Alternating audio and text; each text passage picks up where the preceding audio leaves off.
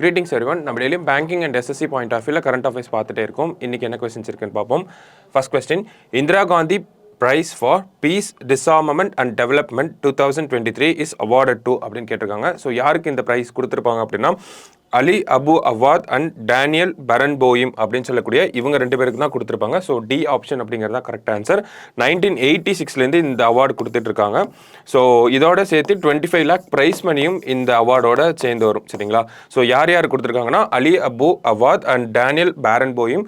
Israel Palestine போர் நடந்துட்டு இருக்கு. ஸோ அங்கே ஒரு பீஸ் கொண்டு வரணும் அப்படின்னு சொல்லி இஸ்ரேல் யங்ஸ்டர்ஸ் கிட்ட ஒரு கேம்பெயின் மாதிரி பண்ணிட்டு இருக்காங்க. ஸோ அதுக்காக தான் இந்த அவார்டு வந்து கொடுத்துருக்காங்க. சரிங்களா? அடுத்தது, who among the following has been inducted into International Tennis Hall of Fame அப்படின்னு கேட்டிருக்காங்க. ஸோ இந்தியாவிலேருந்து யார் அந்த பர்சன் அப்படின்னு பார்த்தீங்கன்னா விஜய் அமிர்த்ராஜ் அப்படின்னு சொல்லக்கூடிய இவரும், அடுத்தது நமக்கு நல்லா தெரிஞ்ச லியாண்டர் பயஸ் அப்படிங்கிற இவரும் தான் இந்த இன்டர்நேஷ்னல் டென்னிஸ் ஹால் ஆஃப் ஃபேமில் வந்து இன்க்ளூட் ஆகிருக்காங்க.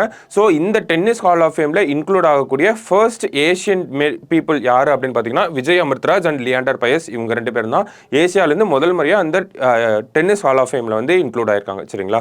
அடுத்த question, who won the top honor at the 12th edition of Admirals Cup Sailing Regatta அப்படின்னு கேட்டிருக்காங்க. ஸோ இதுதான் அந்த காம்படிஷன். இந்த காம்படிஷனில் யார் வின் பண்ணியிருப்பாங்க அப்படின்னா இட்டாலி டீம் தான் வந்து வின் பண்ணியிருப்பாங்க. சரிங்களா?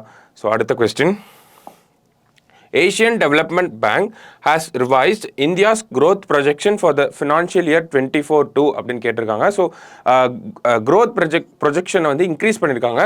6.3% இருந்ததை இப்போ எவ்வளோவா மாற்றிருக்காங்க அப்படின்னா 6.7% அப்படின்னு சொல்லி இன்க்ரீஸ் பண்ணியிருக்காங்க. சரிங்களா?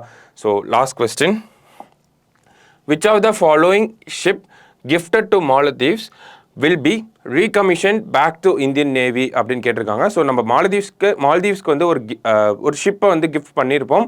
அது திருப்பி இந்தியாவே வந்து ரீகமிஷன் பண்ண போகிறாங்க. அது அந்த ஷிப்போட பேர் என்ன அப்படின்னு கேட்டிருக்காங்க.